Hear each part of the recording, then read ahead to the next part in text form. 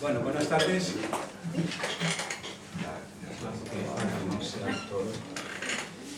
Buenas tardes.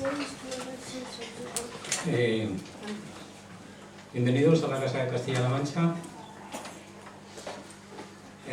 Presentamos hoy,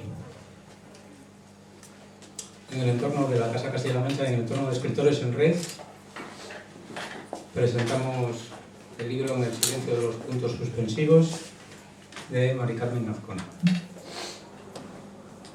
Estamos en la mesa, aparte de la autora, Mari Carmen Azcona, está Alejandro Pérez García, que todos sabemos quién es, un buen escritor, por lo menos, un buen amigo, y que, sin más, le voy a dar la palabra para que él, digamos, diga lo que quiera con respecto a la autora y con respecto al libro y a él y lo que quiera. Bueno, pues yo no sé decir nada, porque no sé decir, no sé hablar, voy a leer. Entonces, bueno, pues en primer lugar, gracias a la Casa de Castilla-La Mancha, que nos acoge en esta tarde tan especial. Gracias a todos vosotros por venir y, como no, mi agradecimiento a Mari Carmen Azcona, que ha querido hacerme un testigo especial y directo del nacimiento de su segundo libro, El silencio de los puntos suspensivos. Conocemos a Mari Carmen desde 2009. En diciembre de ese año nos daba la bienvenida en su bitácora bajo los auspicios de Escritores en Red. Vino desde Portugalete para demostrar que es posible escribir bien y llegar lejos en este difícil mundo de la literatura, que a veces además es injusto. Pronto vimos en ella la riqueza de su discurrir. Con un pensar delicado y una comunicación abierta y afectuosa, consiguió inscribirnos como firmes seguidores de su blog, que esa fue su credencial de escritora. Su obra es fecunda. Tanto lo publicado en redes sociales como en papel merece etiqueta de calidad distinguida. Entre muchas, solo citaré algunas antologías donde aparece: Maratón de Escritores, Gigantes de Lilliput y Pequeños Gigantes, las tres con el sello de Narrators. También está presente, además de nuestra asociación Marqués de Bradomín, en A este lado del espejo, La nevera y en Aste Nagusia. Esta última de reciente aparición, que incluye su relato El reflejo, seleccionado con pocos más entre 143 autores participantes. Aparte de estas muestras mínimas de su producción literaria, nos deleitó en 2012 con su primer libro en solitario, Password, miscelánea de micros y poemas, publicado por Editorial Atlantis en la colección de Narrators que dirige nuestro amigo y mentor Emilio Porta. Con aquel volumen nos dejó embelesados. Con este que hoy pregonamos, En el silencio de los puntos suspensivos, os va a sorprender. A mí me ha cautivado. Solo pretendía documentarme en PDF sobre algunos aspectos generales y acabé leyéndolo desde el principio hasta el final en el insomnio de solo 2 siestas. Recoge 148 relatos breves y micros clasificados en 6 capítulos que la autora subtitula con los interrogantes ¿qué?, ¿por qué?, ¿cuándo?, ¿cómo?, ¿dónde? y ¿quién? Las respuestas surgen línea tras línea a la vez que profundiza en el comportamiento del ser humano. Cada pieza de este libro goza de la calificación sobresaliente que el lector exige siempre a la mejor literatura. Siendo Mari Carmen Azcona una innovadora en la originalidad de cada historia, sus trabajos cumplen todos con los requisitos de la escuela clásica. No por eso, por tradicional, menos docta que las tendencias de vanguardia. Así, con ese registro, sus textos atrapan al lector desde la primera frase, despertando la curiosidad a través de intrigas que se acarician con fruición hasta el final. Cada trama se sustenta sobre sólidos cimientos de ficción, compendio de tensión e intensidad, gracias a la actividad ejercida frente al conflicto, causando una evolución racional en el protagonista que seduce al lector. En esa empatía, o esa es la empatía con la que Mari Carmen crea, de forma admirable, con interacción de sentimientos.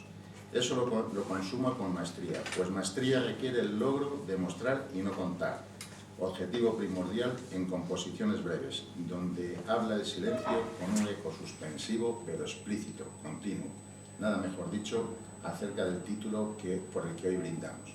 Nuestra autora llega a horizontes tan altos con soltura, con facilidad, pero ya sabemos que en este arte lo fácil requiere muchos esfuerzos. Ella lo resuelve con un estilo directo, natural, de significados concretos, con un tono acorde con cada situación, caracterizando a los personajes con gestos eficaces, tanto en lo que se refiere a sus apariencias físicas como psicológicas, ambientando los escenarios con un mobiliario de ilusión, donde nada sobra ni falta. Con ese panorama bien ordenado, con la perspectiva de un punto de vista oportuno y un fluir acompasado, nos lleva a desenlaces coherentes, abiertos o abrochados, consecuencia de cuanto antecede. Esa elaboración produce efectos más allá de los significantes narrados. Pero eso es solo la técnica, instrumento del que se sirve Mari Carmen para perfilar argumentos y poner en marcha sus dotes literarias, sustanciales, dentro del continente ya definido. A partir de ahí queda lo más complejo y esencial, lo verdaderamente creativo, lo que no se estudia, lo que nadie le ha enseñado, pero ella lo ha aprendido a fuerza de mirar, ver, escuchar y palpar la vida, la propia, la cercana y la imaginada. Luego, como narradora experimentada que es, nos ofrece un conjunto de confabulaciones atractivas, memorables. Este libro, en el silencio de los puntos suspensivos, atesora la gran riqueza que le otorga una temática diversa y los cuidados selectivos que hay en su exposición. Predomina el universo onírico, que recoge vivencias llenas de fantasía sin apartarse de la existencia cierta, palpitante. Con personajes mitológicos y bíblicos nos ofrece, entre la quimera y lo tangible, episodios vitales capaces de atraer incluso a quienes nunca sueñan. Estos relatos de Mari Carmen son como espejos que reflejan nuestro ser, lo distorsiona y nos pone ante conclusiones jamás evocadas. Pero también hay en sus páginas optimismo y esperanza. Presenta a Martín, un negrito que vivía en un paraíso sin distinguirse de los blancos, y así nos revela cómo Martin Luther King levanta un puente que comunica un antes olvidado con un presente y un futuro de libertad. Con la misma singularidad, sirviéndose de Mario, nos invita a amar lo que somos, optando por enfrentarnos a la muerte para sentirnos vivos. Son solo ejemplos de las excelencias de esta obra, una obra abundante en metáforas descriptivas y en paradojas definitorias que nos alertan de los cambios que experimentamos con el tiempo, de las posibilidades que tiene nuestra mente para acariciar y disfrutar una melodía que no podemos oír, o para saber prescindir de lo que más nos gusta y alimentar luego nuestros anhelos con el recuerdo de lo que tuvimos. Son pasajes henchidos de matices y de emociones, de sentimientos transmitidos por sus intérpretes. Así llenaría muchos folios, pero tengo que terminar. No obstante, permitidme revelar dos exquisiteces más. En este libro, Mari Carmen hace gala de una literatura de degustación con una variedad abundante de sabores. Con algo tan etéreo como una idea, una creencia, una percepción, es capaz de crear ambientes y situaciones sublimes con tal versatilidad que el lector puede pintar el paisaje a su antojo para inventarse a sí mismo en cada fragmento. En el silencio de los puntos suspensivos es una obra de importancia capital. La observación atenta de sus contenidos profundos puede servirnos para tomar nota de cómo empezar y acabar una historia. Con esas cualidades, con el aval del texto de contraportada de Emilio Porta y las ilustraciones de Enrique Gracia Trinidad y la riqueza interior firmada por Mari Carmen Azcona, este libro va a decir mucho a pesar de su título callado. Lo vais a disfrutar, os lo aseguro. Y si antes agradecía a la autora su invitación para estar aquí esta tarde, ahora le reitero mi agradecimiento con más fuerza por haberme regalado el privilegio de haber leído su libro con el interés que ella merece y requería mi modesta intervención. Muchas gracias a todos.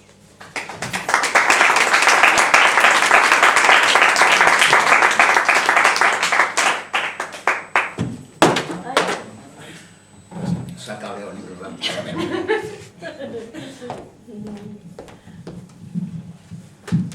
Bueno, y ahora me toca a mí hablar de Mari Carmen, antes de darle el paso a la autora. Y la verdad es que he escrito cosas de Mari Carmen, pero no las voy a leer porque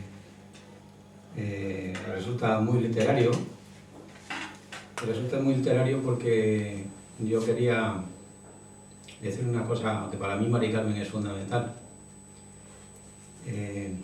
Mari Carmen es como esas columnas que sujetan todas las catedrales del mundo, Pues eso es Mari Carmen con respecto a escritores en red, con respecto a NetWriters y con respecto a esa pleyade de gente que escribe en la red, esos locos que escriben en la red.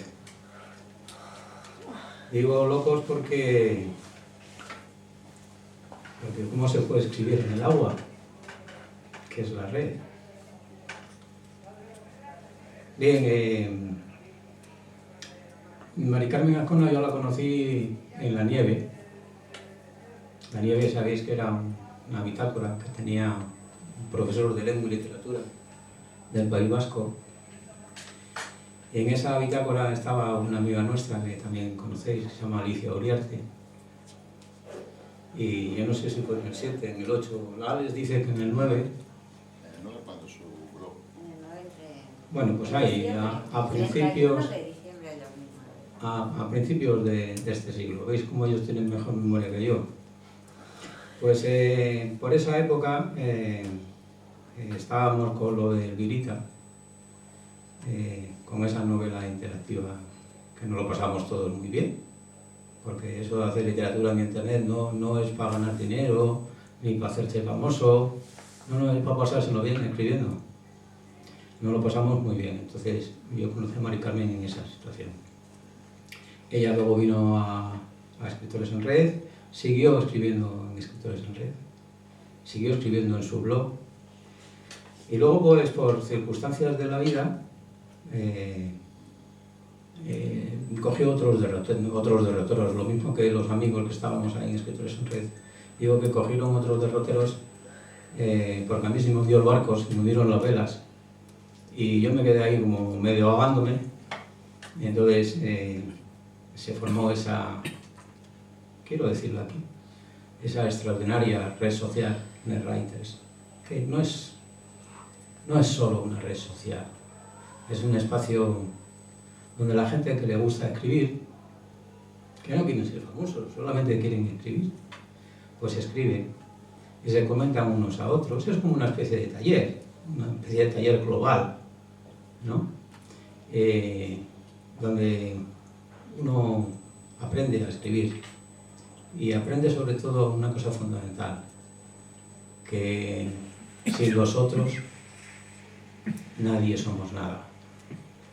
Y Mari Carmen es esa columna que va sosteniendo Escritores en Red, que va sosteniendo NetWriters y que va sosteniendo allá donde vaya.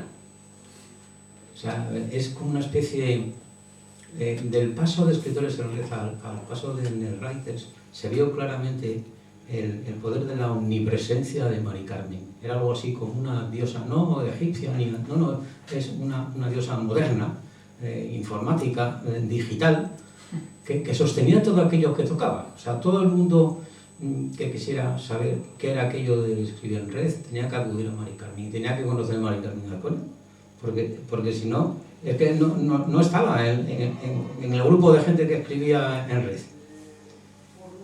Eso es para mí Mari Carmen Azcona. Y yo digo que ahí brilló pues como lo que era, como una estrella y como una diosa a todo el mundo. ¿Y qué pasa? Pues que llegó un momento en que yo le pregunté, niña, ¿qué? Y ella me dijo, passport. Digo, ¿qué? ¿Qué es eso? Digo, es que yo vasco e inglés no entiendo. Entonces, luego, con el tiempo, pues aprendí que eso no era una palabra vasca, que era una palabra inglesa.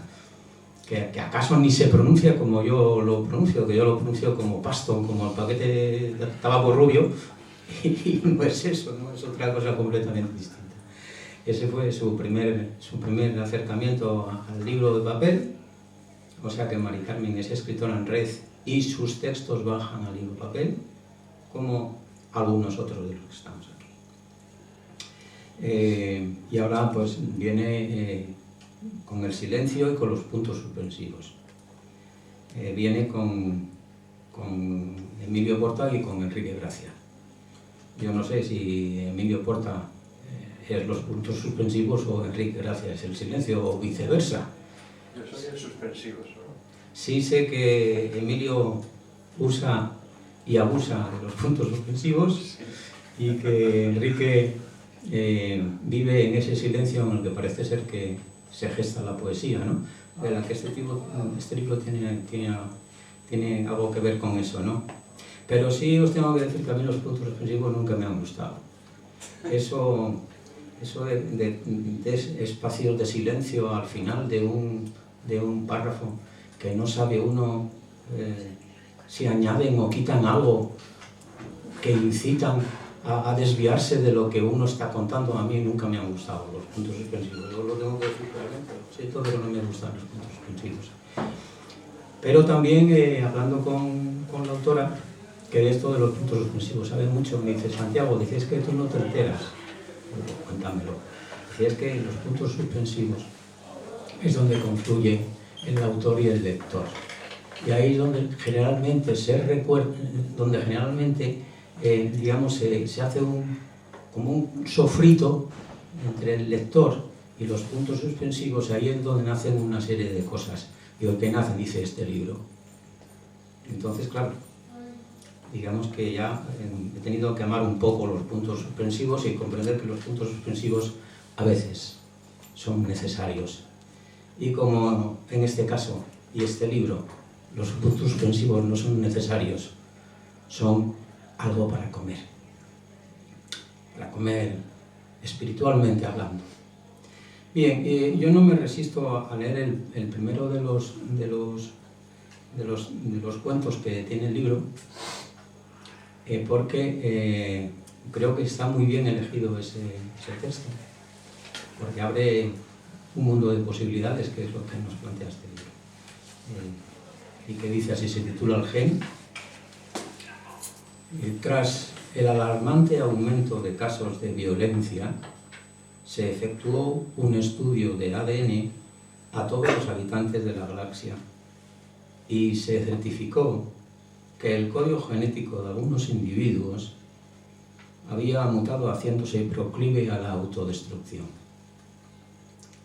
Los gobernantes del Consejo Estelar dictaminaron que todos aquellos que dieran positivo debían ser aislados y retenidos hasta su posterior traslado al planeta Tierra, donde serían abandonados a su suerte.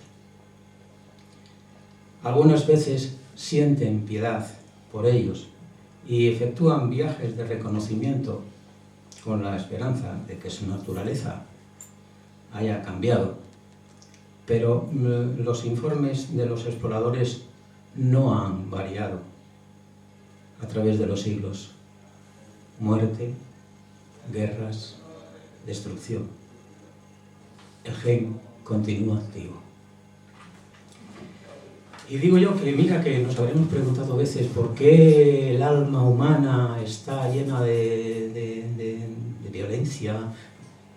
Y es así de fácil, es que hay un gen que nos impulsa a la violencia. Y digo yo, si nos quitáramos ese gen, ¿abandonaríamos la violencia? Esa respuesta no está en este libro. Posiblemente esté en otros libros, pero en este libro hay muchas de las respuestas que nos hacemos todos. Y para cerrar, bueno, como Alejandro ha hecho un detallado estudio y ha dicho que ha definido el libro, que hay 8 capítulos, que no sé cuántos textos. Yo quería decir que Mari Carmen toca el misterio en el texto Aroma Lavanda, que es página 86, que yo les aconsejo que lean en primer lugar la página 86, se vayan directamente a que es de lo mejor que he leído yo en muchos días. O por ejemplo nos enseña que al amigo que tenemos todos de la infancia, que chupaba la sangre por ahí por las ventanas y los ponía los ojos rojos, que interpretó Christopher Lee de forma extraordinaria durante mucho tiempo, a este señor no le gustaban las verduras. Nos lo descubre nuestra amiga. Bueno, y otras cosas, ¿no? Sí, quiero cerrar, si me permitís, esta intervención leyendo otro de sus textos. Otro de sus textos que ya forma parte de mi ser, porque se ha quedado tan dentro de mi recuerdo que no se me olvida. No se me olvida. Ella me lo contó estando en Portugalete unos días, en su pueblo natal, pasando por el magnífico puente metálico que tiene su pueblo, de la orilla de los ricos a la orilla de los pobres, mientras cantábamos aquello de la riba blanca, la riba blanca. Me contó la historia esta de unas mujeres. Bueno, voy a leer el texto, que es mejor que todo lo que yo vaya a decir, ¿no? Viene con una cita previa de Miguel de Unamuno, que dice: las alegrías y las tristezas vienen embozadas de una inmensa niebla de pequeños incidentes, y que la vida es eso, la niebla. Este es el texto de Unamuno, el relato se llama La niebla y dice así: Isabel se coloca las últimas horquillas con las que sujetarse el pelo sobre la nuca. Se mira al espejo. Cuando se es joven hay que prepararse para gustar. A mi edad, para no desagradar, piensa mientras su reflejo le devuelve una sonrisa de aprobación. Coge un abrigo, un bolso y sale, como cada día que el tiempo lo permite, a dar una vuelta y a desayunar en alguna cafetería. Camina sosegadamente por el paseo que hay junto al Nervión, admirando el reflejo de los edificios de una ciudad, Bilbao, que hace unos años ha vivido de espaldas a la ría, pero que ahora se contempla orgullosa en sus aguas. Son las 10:30 cuando entra en un bar. Se sienta en una de las mesas y pide al camarero un café con leche y el periódico. Isabel adora el aroma del café confundido con el de la tinta. Siempre le ha parecido que en ese ritual tan personal e íntimo, incluso las peores noticias pierden parte de su amargor. Coge la taza humeante mientras pasa las páginas del diario lentamente, disfrutando del momento, hasta que llega a las necrológicas y una de ellas llama su atención. Juan de Arzúa Santaolalla falleció en Bilbao a los 93 años de edad. Su familia y amigos ruegan una oración por su alma. Su mirada se escapa por encima de las páginas hacia los grandes ventanales del bar. El contorno de los edificios, calles, árboles, parece diluirse, como si retrocedieran el tiempo hasta el año 1905. Año en el que, siendo ella niña, llegó a Bilbao junto a su madre, viuda, con las maletas llenas de ilusiones y los bolsillos vacíos. Isabel recuerda el bullicio de la ciudad, en plena efervescencia por la prosperidad que había traído a la capital la apertura de los Altos Hornos, y la alegría de su madre, cargada de sueños por el futuro que auguraba para ambas. Pero todos sus sueños retrocedieron, uno tras otro, antes de llegar a ninguna parte. Gentes venidas de las provincias limítrofes deambulaban en busca de un trabajo, y para una mujer sin estudios y con una hija pequeña a la que atender era casi imposible conseguirlo. Con los pocos ahorros que tenía, alquilaron una habitación en el casco viejo de la villa. Fue la dueña de la pensión, doña Margarita, la que le indicó a su madre que acudiera al puerto y preguntara por un tal Juan de Arzúa, capataz del muelle y encargado de controlar a las sirgueras. Los ojos de Isabel comienzan a humedecerse al recordar la imagen, durante tanto tiempo repetida, de su madre junto a otras mujeres arrastrando, a veces contracorriente, las gabarras por el margen derecho de la ría, con una cuerda ceñida a su cuerpo. Y es que, por entonces, los barcos de cierto calado no podían pasar el Alobeaga, un barrio del extrarradio de la ciudad, por lo que era necesario trasladar las mercancías en barcazas desde ese punto hasta los muelles donde estaban situados los almacenes. Era trabajo más apropiado para bueyes que para mujeres, pero justificado como un mal menor y necesario para la prosperidad del comercio. Juan de Arzúa. Se ruega una oración por su alma. Isabel recuerda el olor a tabaco que impregnaba sus ropas y el humo que envolvía su silueta en una especie de halo enrarecido, siempre con un puro en la mano, encendido, incandescente, lanzando miradas desde lo alto del muelle a las mujeres jóvenes. ¿Cuántas se llevaron la inconsciente señal de su quemadura en la piel? Incapaz de contener las lágrimas, Isabel llora por todas ellas, que solo fueron una anotación borrosa a pie de página del libro de la historia. El dolor hace que Isabel vuelva al presente. Una espesa niebla comienza a descender sobre Bilbao, como si todo el humo acumulado en sus recuerdos, concentrado en un rincón de su memoria, de repente se hubiera liberado. La niebla densa, el humo del tabaco. Bueno, y a esto se enfrentan, no me digan que no les advertía. Con vosotros, Mari Carmen Azcona.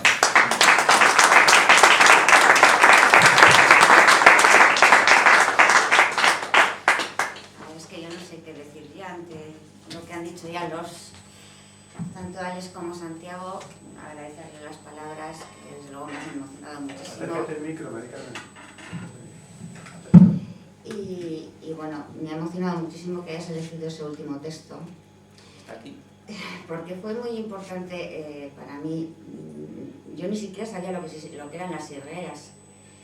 Y me pareció tan terrible el que no haya sabido yo de su existencia. Lo aprendí en una obra de teatro que hicieron en el pueblo, contando la historia de Portugalete, y de repente encontré que había unas mujeres que se cargaban durante 15 kilómetros con las barcas tirando. Y me pareció tan terrible el que no lo conociera ni yo ni la mitad de la gente. Y bueno, que lo hayas traído ahora. Se merece ese homenaje, se merecen ese homenaje. Además ha quedado aquí.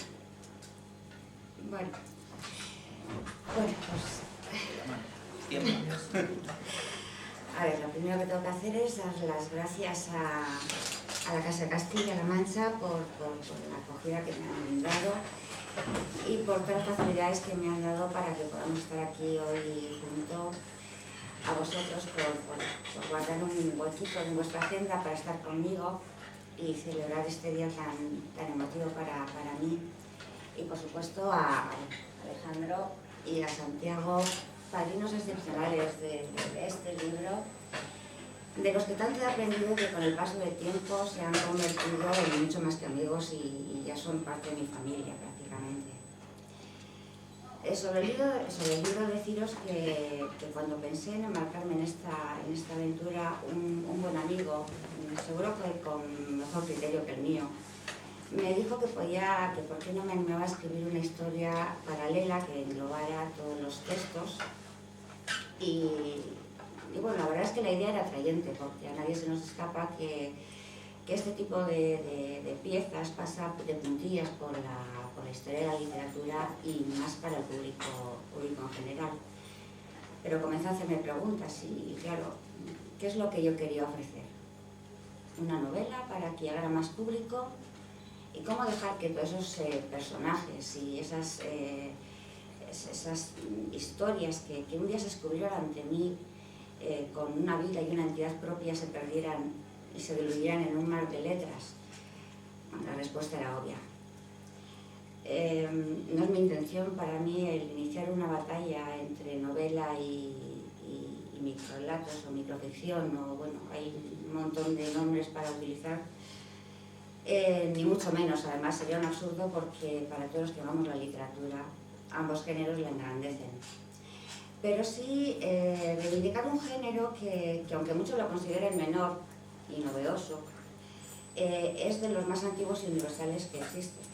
No hace falta más que mirar para atrás y leer a Borges, a Cortázar, a Kafka, los cuentos de Aldecoa, las leyendas de Becker, las fábulas de Samaniego, de Sopo, incluso si aceptamos la tradición oral como parte de la literatura, el Mester de Juglarías o cualquiera de los cuentos y tradiciones que a través de los tiempos y generación tras generación han llegado hasta nuestros días. Está claro que no podemos obligar a las grandes editoriales a que apuesten por este género, pero sí ayudar a desterrar la idea de simplicidad que la brevedad sugiere. Según palabras de Raúl Brasca, que es un autor y escritor argentino, el escritor de microficción solo cuenta con dos materias para trabajar este género: las palabras y el silencio. Y el secreto radica en lograr que ambos sean igualmente significativos. Y para ello, los que trabajan este género, que aquí hay unas cuantas y además muy buenos,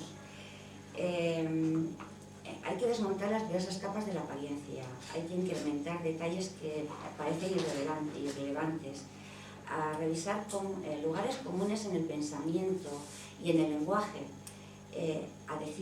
a sugerir más que a decir, y todo eso con la precisión de un relojero, porque el más mínimo error, ya sea en una expresión o en una palabra, es un error fatal y se puede desmontar toda la historia. Pero no cabe duda que este silencio, que es presencia y significado, requiere un lector especial. No uno pasivo que se deje llevar por argumentos convencionales, sino uno que disfrute con la sorpresa, con los juegos literarios, con la ironía. Uno que sepa extraer la máxima intensidad en la mínima expresión.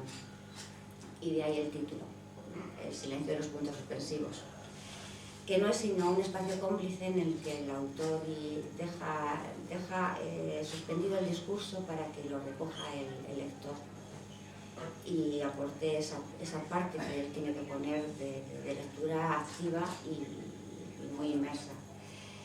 Y por esto este libro está dedicado a todos vosotros, que desde la periferia del silencio sois intérpretes y protagonistas de estos silencios, de estos puntos suspensivos, porque sé que independientemente del resultado final vais a disfrutar con esta gimnasia mental, un ejercicio que tiene además como premio añadido las ilustraciones que Enrique Gracia ha hecho para las distintas secciones, y que con su generosidad ha logrado que cumplir uno de mis sueños, tener un libro ilustrado. Gracias. Y luego, ahora quiero aprovechar para dar gracias públicamente a mi gran maestro, que es Emilio Porta, no solo por la participación en este libro con su texto de contraportada, que como siempre nos lleva por encima de lo concreto, sino por todo el tiempo que ha invertido en mi formación literaria. Porque él, además de las herramientas para escribir que me ha dado, ha logrado, a veces con palabras que seguro que a él le han dolido mucho más que a mí, que alcance algo imprescindible en un autor, que es el ser autocrítico con su propia obra. Y luego, para finalizar ya, deciros que si la biografía de una persona, pues perdonad, se mide por la gente que le rodea, eso de la que estoy convencida, la mía es extraordinaria.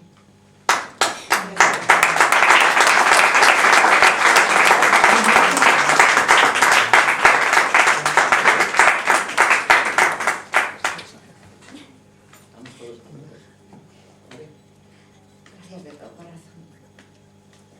A ti.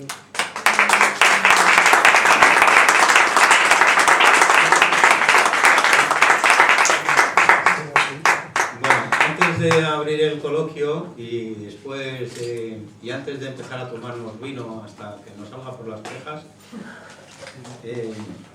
me vas a permitir que lea uno de tus micros que yo tengo anotados aquí, que a mí se me quedan un poquito así como dentro. Voy a leer, si no te importa, el de la página 95, La Marca. ¿Qué te gusta? Que es de los que a mí dejado así, había notado aquí, dice, la sorpresa, brevedad en el entorno de las 100 palabras. Dice la marca.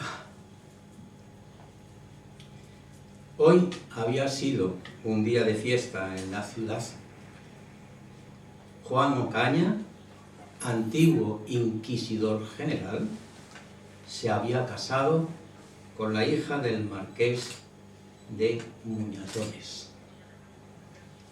A pesar de haber colgado los hábitos, mucho quedaba de la arrogancia que le acompañó durante su etapa de inquisidor, en la que miles de jóvenes murieron clamando venganza desde el mar de fuego que consumía sus cuerpos. Por la noche, Juan, con los ojos velados de placer, contemplaba cómo su joven esposa, casi una adolescente, se desnudaba lentamente. Con horror descubrió en uno de sus pechos una marca que reconoció inmediatamente y que la señalaba como la favorita del diablo. Juan recordó las palabras del oficiante: hasta que la muerte os separe.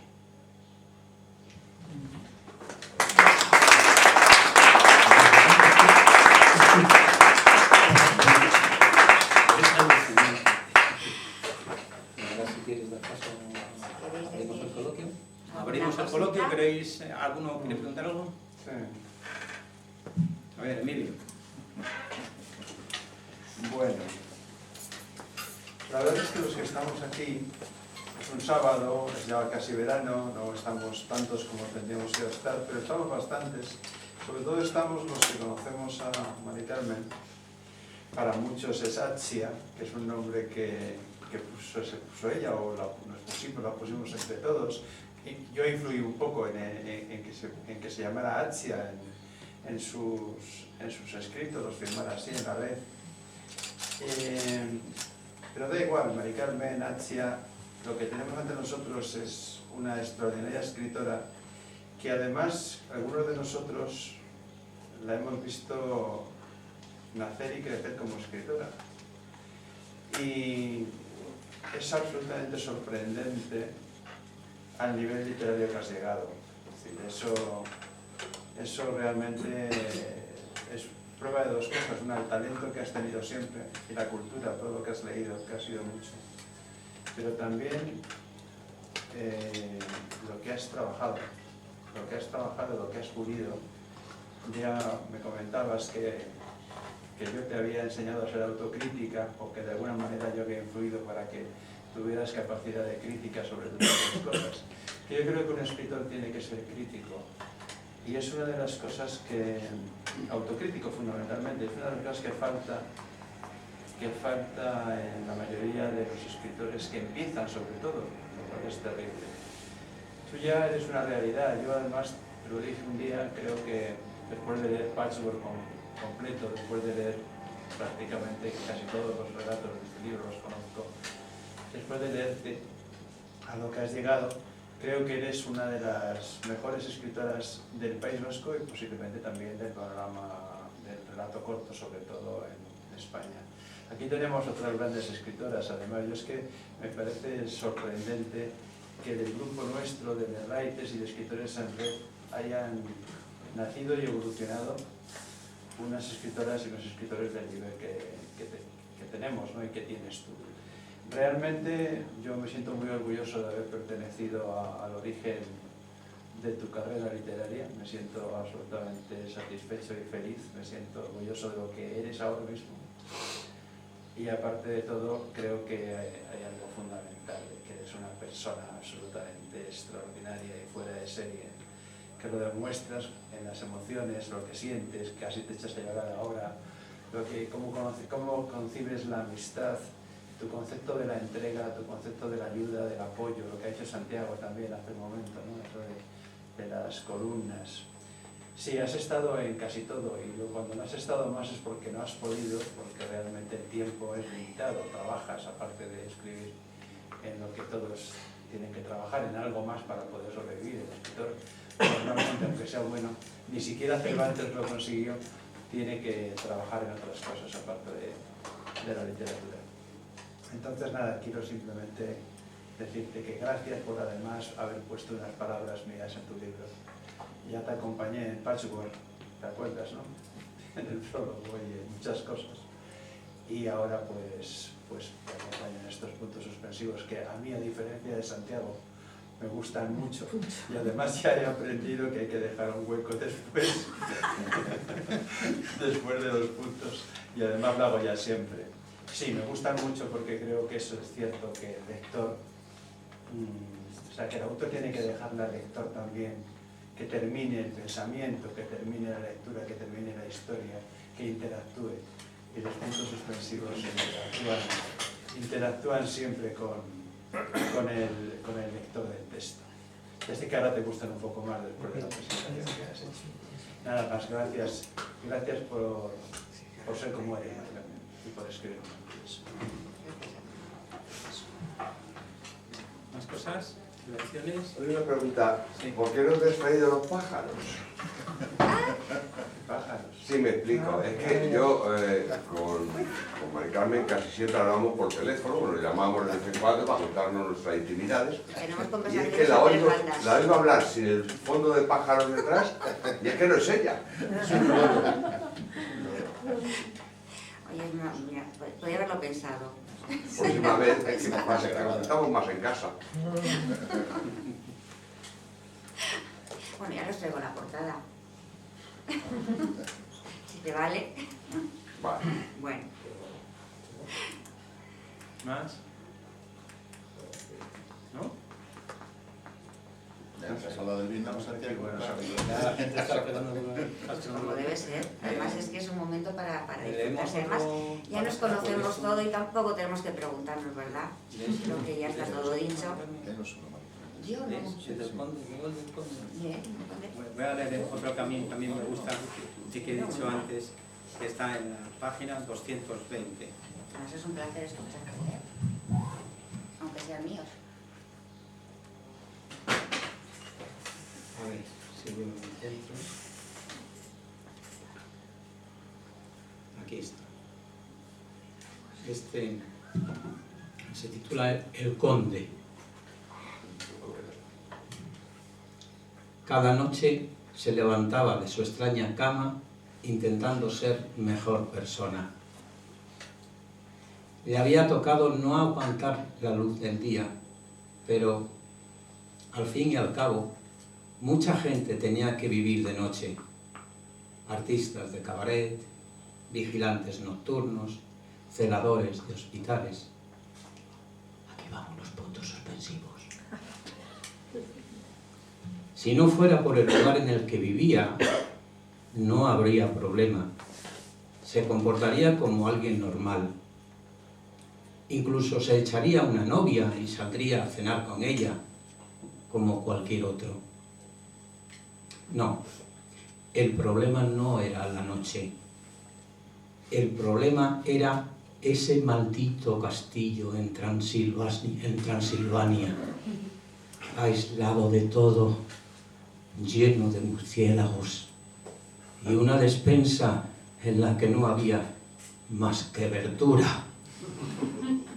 Y a él ya sabéis de quién hablo. No le gustaban las verduras.